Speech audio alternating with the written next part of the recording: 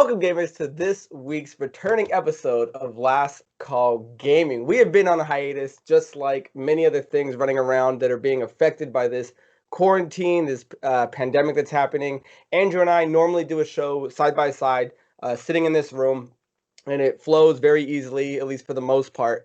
However, since he's now doing it from his location, I'm doing it from my location. At home. Right now we're really working from home. We've just had technical difficulties. This was never an avenue Andrew and I were particularly strong in, even when we started getting the show off the ground. When we were doing it side by side, it had its hurdles that we had to jump over, and we finally got this done. And we've been looking up a ton of videos week after week. We had some really good help from our buddy Scott, who streams at Scott Shadows. You guys can check him out. But everything didn't kind of seem to work. It was always adding one more thing, one more this. And Andrew and I think we finally got it done. So even though I'm a stickler on how our quality normally looks and sounds, probably compared to how it's going to look today, we do finally have it running. And I got to say, Andrew was one of the bigger parts to get this going. So hats off to Andrew. Finally, I got my doing proper. Finally, it only took 43 episodes, but I do want to say, because I was actually talking to Andrew a couple weeks ago, we missed our year anniversary. Our year anniversary was actually on March 8th. Today recording is April 18th. So it did kind of fly by that we've actually been doing this for a year now. I know. I think it was more because we were just so caught up with all the COVID and all that stuff at the time, we just didn't even think about it. Yeah, it kind of just blew right by. So, guys, we are back, and if this works, and it seems so far that it should be, then we should be able to keep delivering content for you guys moving forward without any hiccups unless something big happens. So, moving into the first story that we're looking at, there was a Bloomberg report that just came out that was stating that the PS5 was going to be short on their PS5 launch. They're going to be launching about 5 to 6 million consoles within their first fiscal year ending in March 2021. And then if you compare that to the numbers of the PS4, they actually, I believe, Andrew, were they sitting at like 7.2 million in that same time frame? Yeah, so, it was definitely something like that. I know you're the one that pointed this out to me. You took a look at it. What are your initial thoughts? I know you have like maybe a quote or so in front of you. Yeah, I had the quote that the person, of course, wants to remain private. But Bloomberg Report, they're a big, reputable company, so it's not like they would publish anything without actually verifying somebody. I mean, they're a huge, huge company. But the person's quote was that Sony's going to be limiting initial production run in part because it expects PS5's ambitious specs to weigh on demand by leading to a high price at launch. Now, that kind of also means, in a way-ish, too, because they also had come to the conclusion by talking to someone else that PlayStation 5's parts, again, no one's come out and set a price on anything, just for the console itself, for them to make, for Sony to cut it and everything done, is going to come out to $450. And I know a lot of people are hoping for that PS4 $399. So right now with the economy, maybe they're thinking, essentially what they're thinking, because the whole COVID thing is maybe because the higher price point, maybe they're not going to sell as many like what they did with the PS4. But that's also not just because I don't think it's a price point issue, but I think it's because we're kind of in a recession and no one really knows what it's going to be like afterwards. Yeah, I kind of look at it where, you can, interpret this many different ways. There's other outlets that look at it, is it the price point? Is it the shortage of this? Is it that? It's really kind of these weird boxes that we're in where, A, does the price point effectively matter? And B, do you go and release something that costs, closer to the 500 and up range in a time where it's not, fiscally smart to be spending that kind of money, especially on just a new machine for the home? And it sucks because, we all had high hopes that we were getting new consoles at the end of this year. And I know, Microsoft is still kind of staying strong with that. And Sony's been saying that they will be, but, facts are facts. And it looks like they probably won't be launching at least till the, first quarter of next year. And it's weird. Yeah. Do they sit on this thing, that's maybe sitting on shelves for longer than it needed to be? Do they find out right out the gate that no one's even going to be touching this thing if it is $549? So it's weird that Sony is kind of in this situation. It seems like a lot of things haven't really been moving in Sony's direction in terms of like credibility or fan favoritism.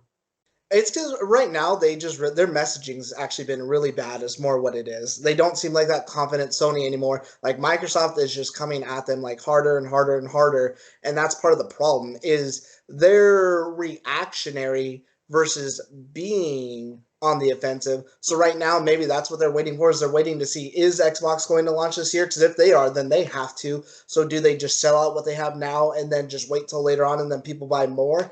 In which case, again, that's when's Microsoft going to launch? Because Phil Spencer just did that podcast with Ryan McCaffrey for Podcast Unlocked over at IGN saying, we're still going to launch this year. We're on track. We're not having any issues. I wouldn't expect him to come out right and say, oh, yeah, we're having problems. We can't meet quota, this and that, this and that. But all the reports that say issues about shortages and getting parts and all this stuff and that stuff, I never see any of it mention Microsoft's name. So I wonder, too, if that's part of the thing, is if they do decide to sell this year, if that's going to lead to, like, the situation with the Switch right now. Switches you cannot get anywhere. Even Veronica posted the other day, she's trying to get a Switch, but she can't find one anywhere because it's all just a bunch of scalpers. So is this going to be a scalper's market where once it sells out, you're going to have to wait quite some time before everything returns to normal? Or are you going to pay that high, even if it launches at $499, are you going to pay the $700 because you have to have it from some random guy in Michigan who bought 50? So what do you think would be the best move, or what would you want to do? Would you want them to come out now, push come to shove if Microsoft does, or sit back and if March 2021 is the better year for and makes the most sense where we can get a box that doesn't cost an arm and a leg to get? I mean, what do you want? You want at the end of 2020, or does 2021 look and maybe sound better? I think maybe it'd be smarter to delay, but I'm not a business person. I don't know those numbers. Personally, I think if Microsoft launches, they have to launch because it's not last time where it's not the Genesis where people are going to wait a whole year to get whatever Sony console is. They're going to be ready, I don't think, because their messaging has been so bungled lately. I think the people who are going to get it are going to get it day one, but there's a lot of people out there who are flip-flopping, and with the price playing a factor, release date playing a factor now, on top of the fact that Sony also say, we don't know what games are going to be, they said first the top 100 PlayStation 4 games, then they said like all the PlayStation games are going to be backwards compatible eventually, whereas when the next Xbox comes out, that's a day and date going to work for me. So I already have this back catalog of games that I want to play. So, they're in a much better position. Yeah, and I think, the closer we get to it, we're kind of going to see what their actual move's going to be and what's going to happen. I'm actually really excited for it. For the system to come out, or just to get more news on it?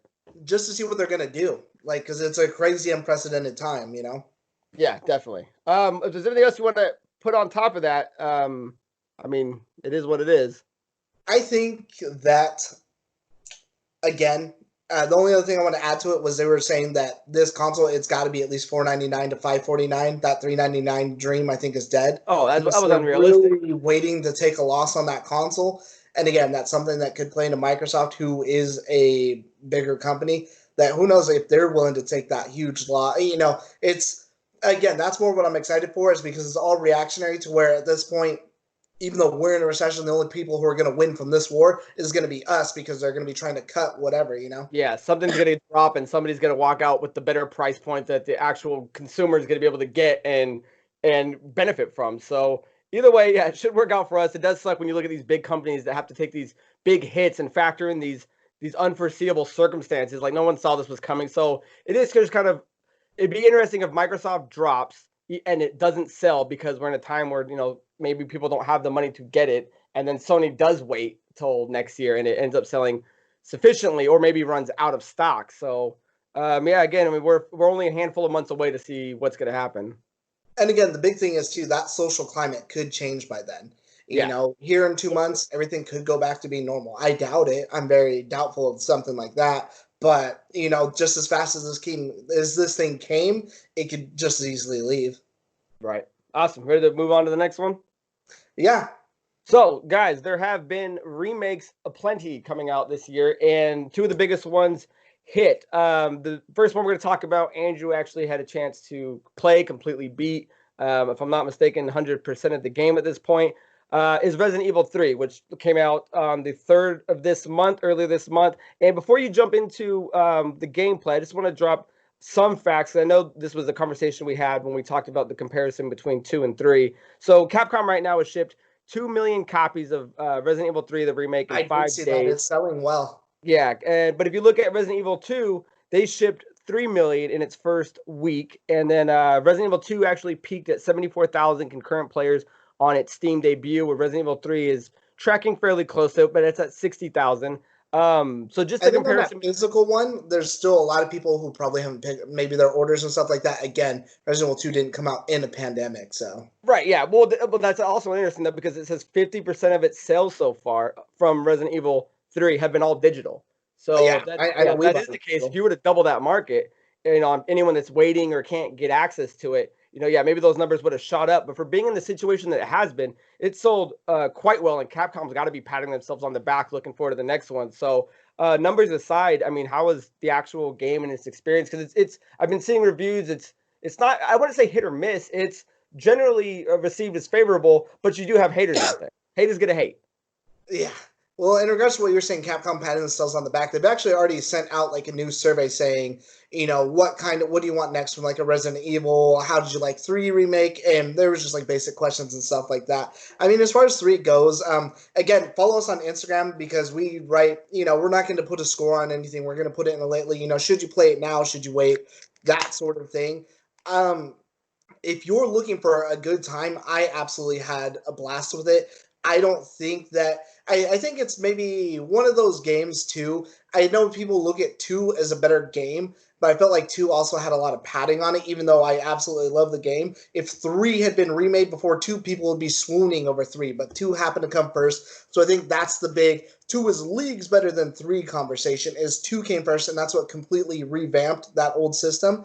I mean, there is cut content from 3, but I don't think that it's anything that made that big a difference realistically. I think it's not detrimental to the game at all. If anything, it just makes a more cohesive storyline for the darker narrative that they're going. Like, for some of the examples, for those of you who don't know, like, they cut out the action sequences from Resident Evil 3. So, like, at the beginning of Resident Evil 3 Nemesis, you could choose to fight the Nemesis or run into the RPD. I think if you beat him there, you can get, like, a weapon part. But it almost plays out in the same way. Instead of you making a choice, you could choose to fight the Nemesis out there on the streets, or you could run and get away from him. It's just not a stop action thing. And there's not too many of those, but there are times where he shows up, and if you fight him and kill him or down him, you will get that reward. So I felt that almost played out the same way. And realistically, the things that they kind of cut out were, I don't think it made a big difference on whether you come into the hospital through the front or the back or anything like that. Like, I don't think it was anything that drastic.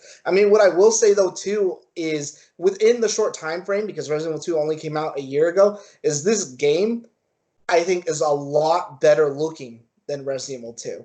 Like, crazy good looking. It's almost like it should.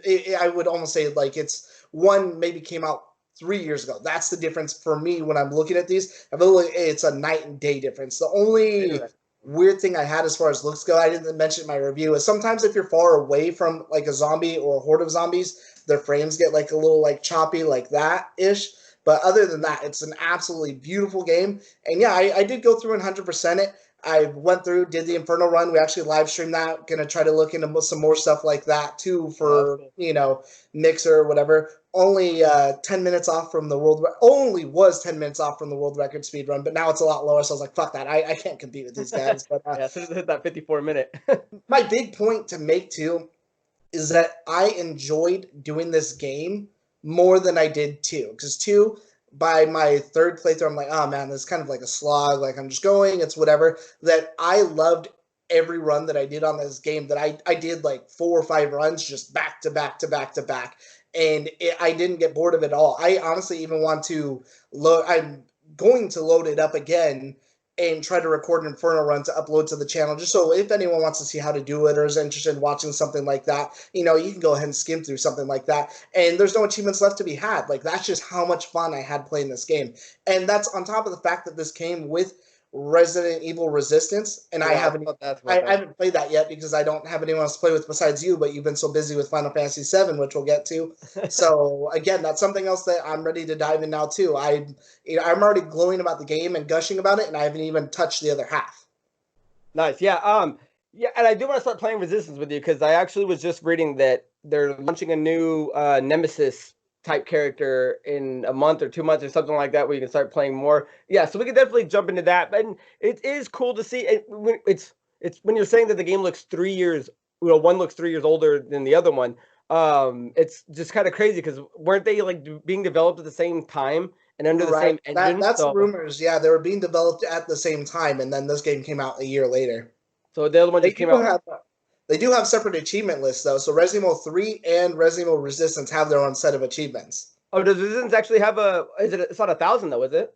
Yeah, they're both 1,000. So for anyone who didn't know, because I didn't know, I was like, I don't see any Resistance achievements, which is cool because I hate when games sometimes tie online stuff to something maybe I'm not interested or ready for yet. Not a game like Call of Duty or something. So I'm like, all right, cool. I'm gonna launch this thing up. And I was like, oh, I'll go check. I didn't think there would be. I thought it would just be an add-on or whatever. But no, completely different set of achievements.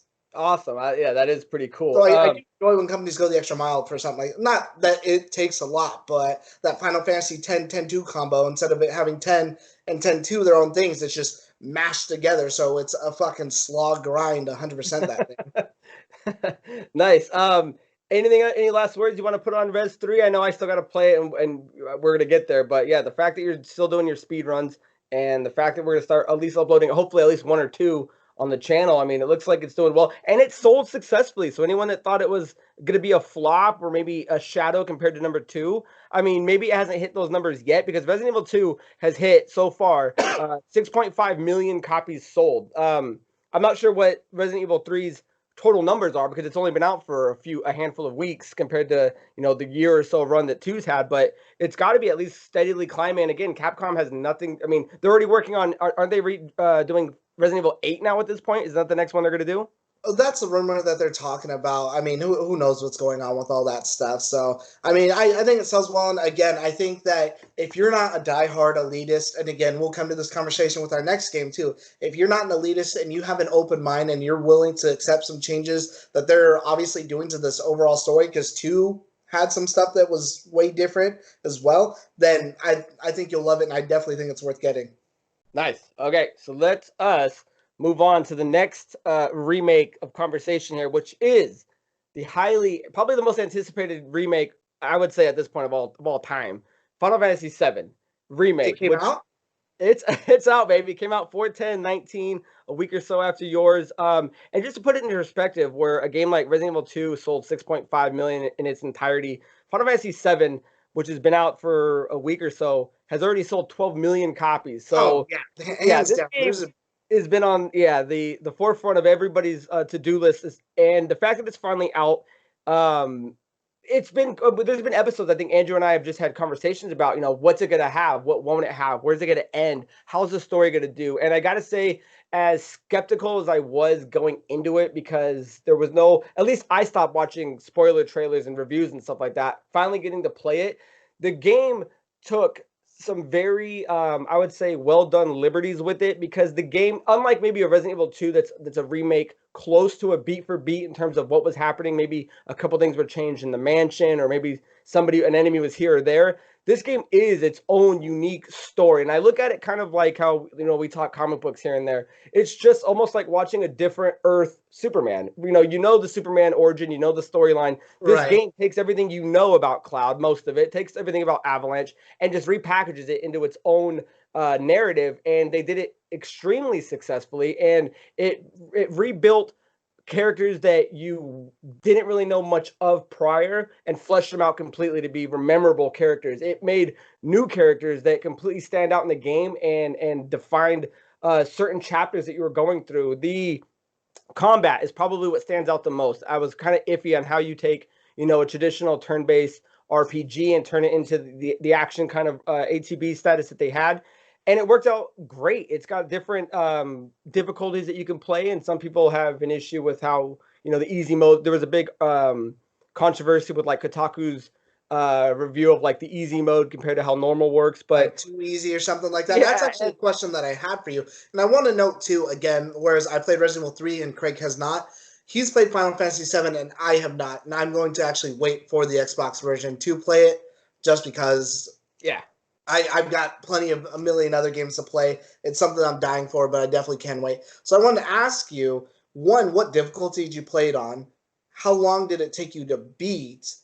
And then based off of that, how many more games would you, based off of this one now, the big question is, how many games is it going to take to tell this complete story? So how many do you think as a guesstimation based off of this one where it's going to go.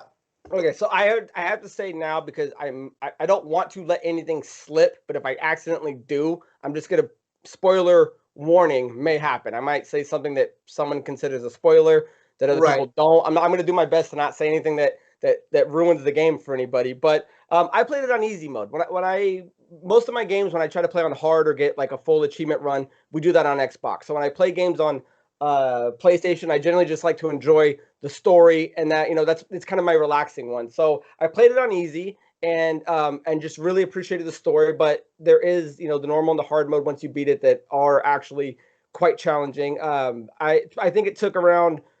I never trust my time because I leave my systems on. I think I clocked in around like 33 hours or something like that, and I didn't go get everything during the game. So time wise, 30 something hours. I'm hearing it's taking other people maybe 50 to complete everything and get all the collectibles and get everything like that. And I know some people had an issue with, going into your next question, how long do I think it's going to be in its entirety, the complete saga of it. I don't know what people are really expecting, because Final Fantasy VII, the original, isn't a game that takes more than 50 or 60 hours. And if you've already got part one taking, 30 to 40 for people, then my guess was always two. I see two being the right number. But after finishing number one and seeing, where it stops, because we knew where it was going to stop, but how it stopped, then I would say then I wouldn't be mad at three being the total number that I get to play, because there's just certain things that if they're stopping Final Fantasy that, remake at point A, that I don't want them to either cut out more than they can or not use as much as they should to make Right. the next game or two. So easy mode, 30 something hours. I would like the game to go at 3, unless by the time the next systems come out, which maybe that's by the time development they do for the next game, we're going to be able to pack all of it on to part 2, which is going to dwarf the size of number 1. So I see it being 2, but 3 I wouldn't be mad at all. So the overall game, man, if you have a PlayStation, I would go play this game, even if you're not a big fan of RPGs. Like, this story is so interactive with just this whole, let's save the environment from this corporation that's slowly destroying it, and also let's self-identify with who we are with this character that's having this kind of mental breakdown. So it's got two very nice themes if you want to look at it in terms of that. I'm not going to tell anyone how to interpret what they play, but I would say that it's definitely a game worth checking out. Breathtaking. One of the things that I got to say that stood out besides the combat, because I've been reading reviews and no one's really talking about it, is the weapon building. Like, if you start the game and you collect a weapon like a sword, the sword comes with built-in, I think they call them SP points, that you can start building stuff up with. So like the Buster Sword comes with 2 materia.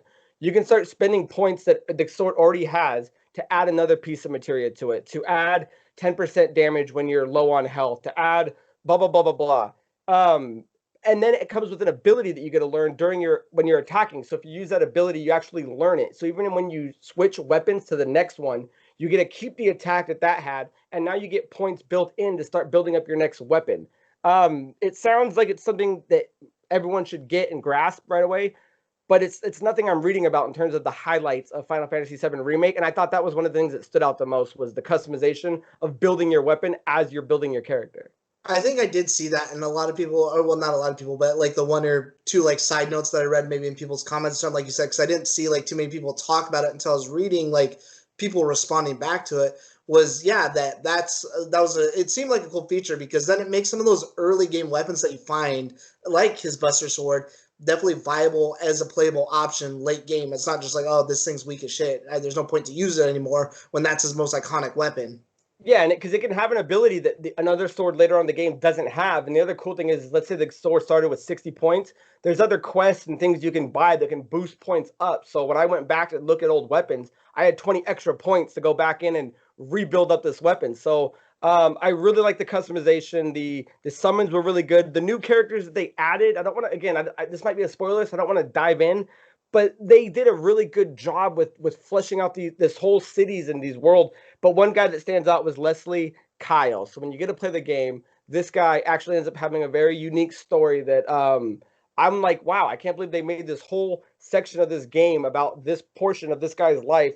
And it really like got me. I was like, oh man, that's cool. And if you can take what we love about Final Fantasy VII, which is everything, and just add, and the only thing you're adding more is better character lore and, you know, new people to fall in love with and like and root for, then I don't know what anyone's complaining about, that it's, you know, oh, it's not the traditional game. No, let's add more to it and let's start liking more things about it. So I don't think there's anything wrong with this game. I didn't, again, we don't give ratings on our Instagram, but I didn't put it as like a 10 per se because it's not over yet. I can't rank half a game as this isn't like playing Uncharted 1 and then playing Uncharted 2. The game's not over until I play the next half. It's all one and the same, or the next 3 of them. So Right. Once I play the game in its entirety, then I think I can comfortably say whether or not I put it as one of the best games ever, top 5, top 10, top 20. But I got to say the first game has been an incredible start to something. If they're building in that direction, then they're moving in the right way. What do you have anything negative about it? Anything you would change personally? Negative. I know we were talking about it, and I know Gino was talking about it, and CN is I thought I was really gonna miss the world map, because once you start doing it, it's all kind of like we've been saying, Kingdom Hearts, where you're kind of running from spot to spot and you got to back travel and go that way. I would say that was kind of annoying, and they kind of rectify that towards the end of the game. Again, I won't say how or ruin anything, but that was probably about it. Other than that, everyone's narrative, I mean, was just great to explore. I mean, even the side characters like Jesse and Wedge and Biggs kind of stood out and had their shining moments. So other than that, man, the game, there's heart. I mean, unless you're just a purist and you hate what they tried doing, there's really nothing to complain about. Again, that's what I've seen too, and that's the biggest thing is I think when it comes to both of these games is if you're a purist to where it's got to be one-for-one remake of how the original was with just updated graphics, then these aren't going to be for you, unfortunately. Yeah, I will say this one thing. I mean, unless I missed something and I didn't know how to trigger them faster or get them generating in the beginning, I didn't seem to be using my summons as much as I thought I was gonna be. Because like it's its own gauge that pops up, and when it counts down, you can start summoning people. I didn't see that building up as fast as it would in every battle. It kind of seemed only when I was in these bigger battles that were taking, longer than 30 seconds and, 2, 3, 4 minutes, that it would start building. So unless I miss something that gets it going faster, I miss not using, Ifrit, as much as I thought I would have liked to. So I wonder if, like, thinking back at it too, because realistically, like, thinking back, I don't know if I really used the summons like that much. I mean, I did obviously towards like the end when you get Knights of the Round and you're fighting, that weapons and stuff like that. But throughout the game as a whole, I even in my last run, even especially with the cheats, I don't think that I was really using them. Well, yeah, I wonder if maybe that's the thing, is because you're playing on easy, the fights are getting over so quick that maybe you would have used them more on normal. yeah, definitely. And that was another thing I thought of. Maybe, but again, though, if it is just a time-based thing, then sure. But if the difference would be in the old one, you could use the summon if and whenever you wanted to. Yeah. This new one has like a clock on it. So if you want to be able to use whatever you have, whenever you have the ability to use it, the summon, I think, at least on my gameplay, just was the furthest one I ever got to.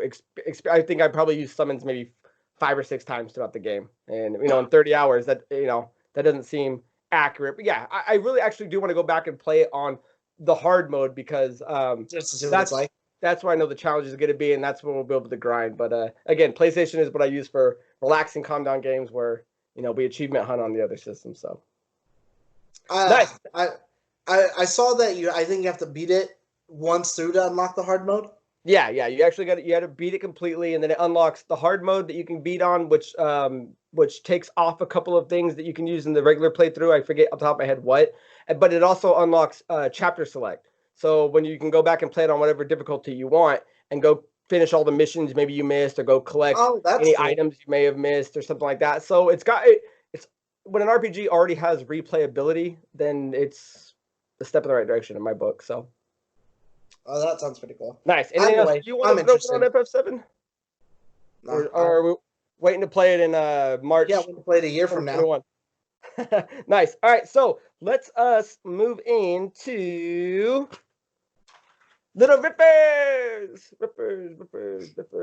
I'll start it off, and then we can just get into that. So, because we're at about 30 minutes, so we can probably crush this out. And again, guys, these riffers are mainly when we kind of recap what's going on in the week news. I kind of wanted to go over some stuff that already happened, since we've already missed 3 weeks of stuff, just so you can get our initial opinion on it. So the PS5 controller was actually revealed. This was on, I believe, April 7th. This was in the PlayStation blog. and they're showing that it's officially called the DualSense. It's and they've kind of released what features it's going to have. We already know it has the haptic feedback, the adaptive triggers, the create button, the audio jack, and the built-in mic. But let's talk about that look, Andrew. You see this thing come out. Was this a joke? Are they liking it? Did you like it personally? I mean, when's the last time you've seen a color, if ever, be split colors like that and it not being the front and the back? Why is it on the front like that? I don't know. I personally thought it was an ugly controller. I mean, at the end of the day, as long as it doesn't affect functionality, I guess who really gives a shit? But yeah, no, I personally think the controller is ugly, and it's crazy because there's a lot of people who took to like Twitter, other forums and stuff like that, posted fucking a million times better designs. There was all kinds of crazy cool ones. Even just an all black one looked a lot better. I was gonna say I have one. I think I'll throw it up if we can get it on there. Yeah, the all black one just looks. Why would you? And why white though? Especially when like the Xbox One kind of took over that white design. Why do the white and black look at all? I don't know, man. Like I said, I mean the controller. It looks like a DualShock. It looks like it's kind of bulkier than what a DualShock like 4 is. Like it definitely looks like it's wider. I think again, it just looks really like I think it's an ugly controller, and I think it's funny because a lot of people are like taking it. And I don't know if you've seen like the meme. So like someone tried to make someone drew it so it was like an anime girl with like big titties, like wearing like a shirt or whatever, and that's where the sticks and stuff. But the sticks were like also it was like she was jogging, like how anime does that with like boobs or whatever. But then someone else drew it so it was like the yoga chick from Nintendo. I forget the Wii Fit trainer, but she's like bending over and looking backwards, and so like the weird humps on the top for like where the triggers are supposed to be like her butt or something like that. I don't know. There's all kinds of like weird shit out there. That I was like, man, that really just like highlights like how fucking weird this controller looks. I just don't know how it's not even just like visually, like it looks like physically, like it's got like weird curves and shapes to it. Yeah, I'm surprised this design got past like the floor room or the boardroom. These guys finalizing this thing, but who knows? Maybe I can hold it. It's the best feeling controller ever. Who knows? Hopefully, because Sony's been one of those ones that notoriously stick with the same design and just improve on what's already great in some people's minds. And the fact that it is kind of, I mean, maybe it is kind of lending itself to more people with bigger hands. That it's kind of getting that kind of Xbox spread design. I just don't know how you do white and black like that. But if they do other colors, like maybe a red and black, a blue and green or whatever, or you can start customizing it, maybe other ones will kind of pop more than just this generic white and black look. I don't know. It looks like a demo controller is what it looks like when they send out like demo kits, like test PlayStation kits and shit before the final design. That's kind of what it looks like to me. And that's the thing is I just didn't realize how bad looking I really thought it was until I seen all these other people with way better designs that aren't like it wasn't like when the Series X they showed it. Like I personally liked the design from day one, but I was like, oh, this design's cool, this design's cool. But it's people adding like the Master Chief graphic and other graphics and stuff like that. But this is people putting like, all right, here's black with like the blue LED, like how the PS4 has going around the controller, whatever, 100 times better. Yeah, and the other thing I gotta question, if this is the final design for the PlayStation 5 and the launch controller is white and black, then the first thing that had to jump in my head, then doesn't the shell of the console have to at least mimic the look of the controller to be white and black? Because there's nothing we've seen in terms of box design that even looks close to the white and black design, because I don't think I've ever seen a controller not imitate or at least replicate match what the console it launches with. Yeah, match it at all. Because and then now if the PlayStation goes white black day one, then that is completely out of their element in terms of anything we've ever gotten from them since the PS1. Maybe they got that like little girl from the grape juice commercial was just like, why not both? Nice. So that's all I got to say about that. Other than we know the haptic feedback is the big reason why it's the DualSense. They're going into how it simulates the touch of outputs with the vibrations in the movement to replicate real touch experience, and then that creators are getting the ability to use the adaptive triggers for R2 and R2 to kind of mimic resistance in terms of like gun trigger and shit like that. So which I think like Xbox already does. Yeah, I mean, so the controller's definitely got everything we want. The create button, I know we don't have a ton of info on it, but closer to launch we will in terms of just generating new content while the gamer plays. Other than that, the controller's doing everything it should. Does the look or design speak, any better or not about it? At this point, I would say no. All black would have been fine, unless the box is white and black. So I don't know. I didn't think about that. So mine, I'm actually gonna merge two together because I forgot to write this other one down, but they're kind of based on the same concept. Due to everybody being locked up, people are finding creative ways to create social sorts of gatherings, so you get that social experience, both for good and bad. So I think it was today, maybe yesterday, I'm not sure. I forgot to look up this one, but there was someone who passed away who played a lot of Final Fantasy 14, and this person created a group, and he had a lot of friends that he played with. They do all whatever on there, and they posted a thing on Facebook and like other forums saying like, hey, we're holding a funeral for someone who was a gamer. We're just gonna do like a little dress however you want to, and we're gonna do like a walk through the game, everyone together, just as a remembrance for him. Maybe tell some stories about him or stuff like that.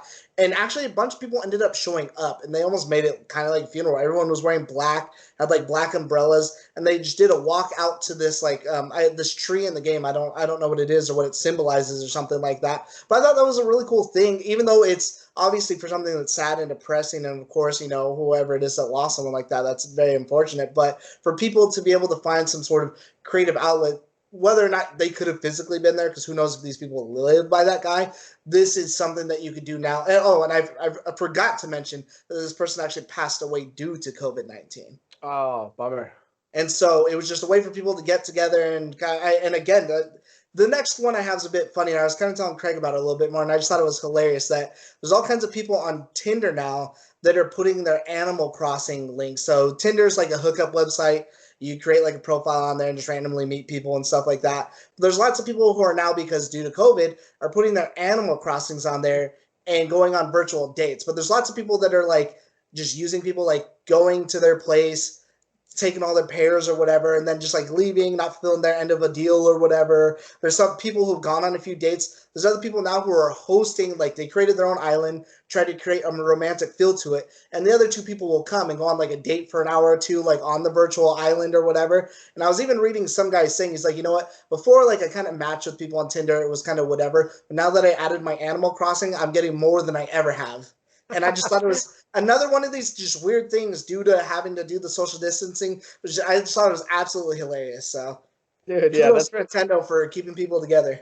yeah, it's crazy that we could live in this time where it's cool that you can get together online and do something, do a digital kind of remembrance or memorial for someone that's maybe passed away, but at the same time, also do these things for people that don't get out of the house, and you found a new way to start maybe meeting someone, because there's someone out there that's getting married via Animal Cross Tinder hookup. So yeah, nuts, and Animal Crossing, man. I love that it's them bringing this to the forefront, because there's old games like WoW that used to do things like that, but the fact that we're still being able to do this in Nintendo Switch's Animal Crossing is hilarious. Oh yeah, well yeah. One of the girls like quotes on there was like, "I went to this guy's island. He seemed nice, but I noticed his timer was off." So that's something that people do when they cheat the game, so that way they can get more items, whatever. It's like, if he's cheating the game, would he cheat on me in real life? And it's just like all kinds of funny shit out there. I don't know. I think the story was on like Kotaku or Polygon or something like that. Go read it because it was hilarious. That's fantastic. Anything else on that? No, that's all I got for that one. All right. So the last thing I want to touch on, guys, because it did happen last week or so, is if you started playing Ori and the Will of the Wisp, then day one, like I did, there was problems with it. It had lag, it had frame rate drops, it had achievements not popping. If you dive into actually everything that was wrong with it, it's quite a list, which was surprising, because a game, I don't want to say this small, but under this many eyes, and under how tight that system is, coming off refined it should be. Yeah, but this game could launch with way more problems than I think it should have, and it still got fabulous reviews at its launch, on its debut. So the game was great when it came out, pending problems, but the big patch came out that actually fixed, I think, almost all of this stuff. So you can now play this game, and if you didn't play it when it came out, now's the time to jump in, because you can actually appreciate this game without having any bitterness. Because I beat the game on hard mode. There were certain bosses. I got collectibles that just didn't pop, and I'm like, well, that's very unsatisfying as someone when you beat a game and you want to show someone that maybe you did it on a harder difficulty or something like that. So this is now a completely patch. So go enjoy that if you can. But one of the bigger things that, because I told Gino about this one because he was still playing the game when the patch came out, was fast travel. Fast travel was always a pain in the ass. You had to unlock these shrines, and then you can move from shrine to shrine. You can now go from, if you unlock the shrine, from anywhere on the map, warp to certain shrines now. So it saves a ton of backtracking now. And if you are doing any type of speed runs, I'm sure that's got to help you out in one way or another. So the game now is completely playable and probably better than it was day one, just in terms of what they've added. So go play Ori and the Will of the Wisp, because the game is fantastical. I haven't downloaded it. I'll play it a year from now. I expecting nothing less. So Andrew, is there anything else you want to add to our first remote episode of Last Call Gaming, episode 43? I binged Castlevania, and that season 3 is absolutely fucking fire. Go watch that if you have not. I thought it was phenomenal. Yeah, when I was done with it, I texted you. I'm like, the fuck. Dude, it was so good. Awesome, guys. So that is the end of episode 43, guys. Make sure that you guys check us out on all the social medias, on your Facebook, on Instagram, on Twitter. If you guys want to listen to the podcast, we have that on Spotify, iTunes, and CastBox. So until next time, my name is Craig Perales, and that is Mandrew Montemayor. Cheers.